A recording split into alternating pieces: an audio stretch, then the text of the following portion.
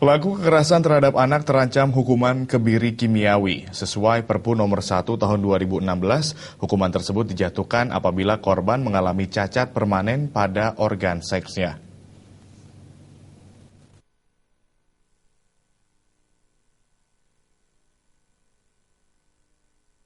Ketua Komisi Nasional Perlindungan Anak Aris Merdeka Sirait mengatakan, selama berkeliling 2 tahun terakhir ke seluruh kabupaten kota di Bali, pihaknya menemukan banyak kasus kekerasan terhadap anak dilakukan orang terdekat.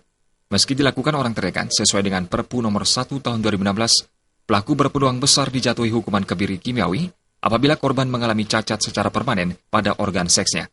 Menurut Aris Merdeka Sirait, kebiri kimiawi juga berpeluang dijatuhkan terhadap pelaku yang melakukan kekerasan secara berulang-ulang hingga menewaskan korban.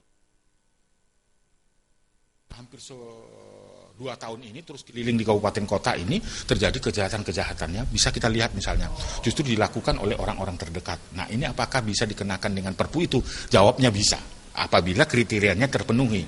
Kriterianya apa? Misalnya perkosaan yang mengakibatkan organ-organ seksualitas dari korban itu cacat secara permanen. Atau dilakukan oleh residivis yang berulang-ulang, ya, berulang-ulang melakukan kejahatan dan bahkan merampas kemerdekaan dan membunuh anak itu sebagai korban. Itu bisa ditambahkan misalnya hukuman fisik selain 20 tahun bisa seumur hidup, hukuman kebiri lewat suntik kimia dan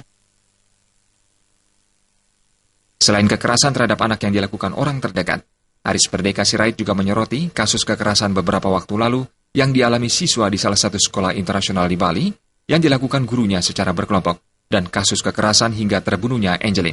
Suparyana dan Bayu di Bali TV.